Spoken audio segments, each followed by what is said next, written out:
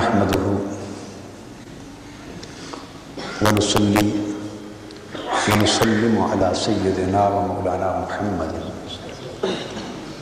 रसूलिहिन नबिय्यिल अमीनिल मकीनिल हनीनिल करीमिर रऊफिर रहीम।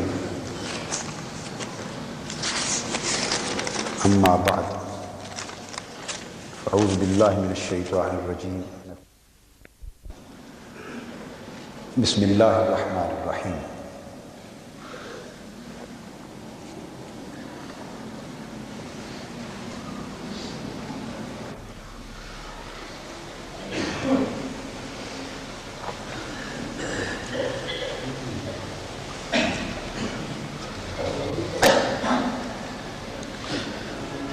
मुअज़्ज़ज़ ख़वातीन व हज़रात,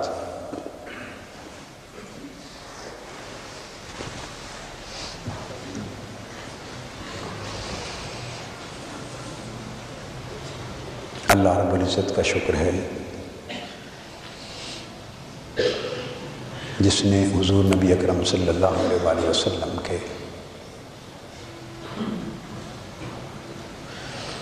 इस अज़ीम मोजज़ा-ए मेराज की फ़जीलत और इसकी बरकत और नेमत से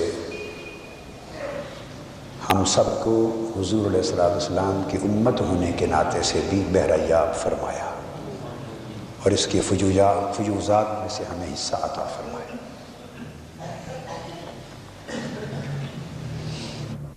सैयदना फ़ारूक आज़म रज़ी अल्लाह तआला अन्हु के पास,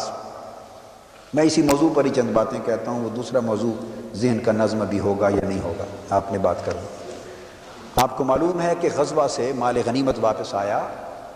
और उसमें दो चादरें सैयदना फ़ारूक आज़म रज़ी अल्लाह तआला अन्हु ने पहनकर अपना कमीज़ सिलवा लिया। हिस्से में एक एक चादर हर एक को मिली थी। आपका कद व कामत बड़ा था। अगले रोज़ जब सैयदना फ़ारूक आज़म रज़ी अल्लाह तआला अन्हु वो कमीज़ पहन के खड़े हुए तो सहाबाए कराम की मजलिस थी, तो एक ने खड़े होकर पूछा कि या अमीरुल मोमिनीन, एक एक चादर सबके हिस्से में आई, आपको भी एक चादर मिली, तो उससे तो कमीज़ नहीं बन सकता था इतना बड़ा जितना आपने पहन रखा है, आपने कैसे सिलवा लिया? ये सवाल किया, जवाब तलबी की। सैयदना फ़ारूक आज़म रज़ी अल्लाह तआला अन्हु फरमा सकते थे कि मैं अल्लाह को जवाब दे हूँ, अगर मैंने बददियानती की है तो मैं अल्लाह को जवाब दे हूँगा, मगर नहीं, मुतमईन करना, ये जवाबदेही मुतमईन करने के सेंस में होती है। अल्लाह को जवाबदेही अल्लाह की बारगाह की मुतमईन करने के सेंस में नहीं। वो मालिक है, मालिक यौमिद्दीन है, वो मालिक है, इसलिए बंदा उसको जवाबदेह है। वर्कर और पैरोकार मालिक नहीं होते, वो मिशन के खिदमत गुजार होते हैं, उनके सामने जवाबदेही मुतमईन करने के सेंस में होती है, ताकि उन्हें मुतमईन किया जाए, मैं आपके इस हक़ को मानता हूँ और मैं आपकी हक़ तलबी से बेहतर अल्लाह के शुक्र से वो फरीज़ा खुद अंजाम देता रहता है। इसलिए तो सैयदना फ़ारूक आज़म रज़ी अल्लाह तआला अन्हु ने जवाब दिया, अपने बेटे को खड़ा किया,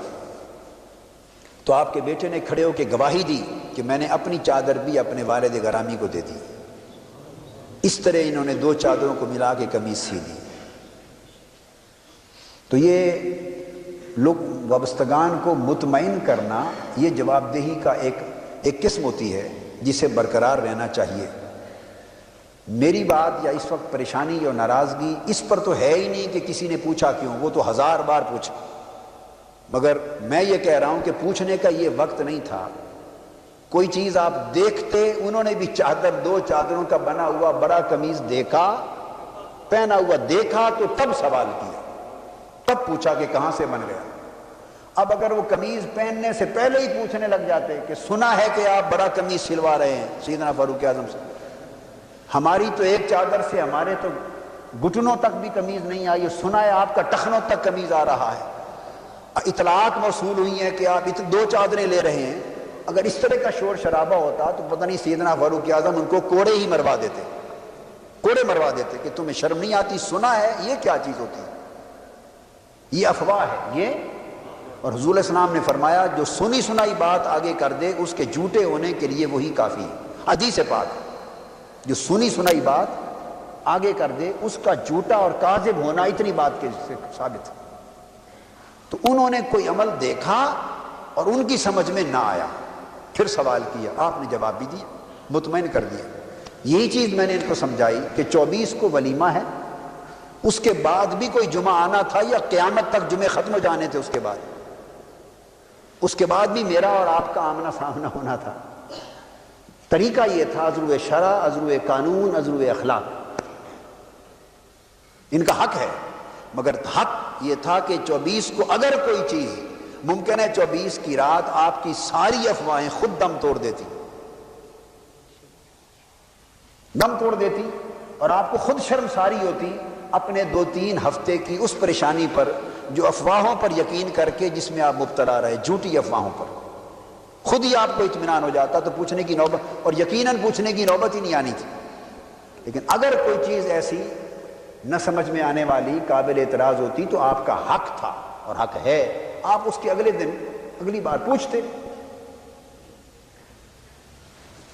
بات فقط یہ ہے، جواب دہی اطمینان کے لیے ضروری ہے اور یہ عمل جاری رہنا چاہیے۔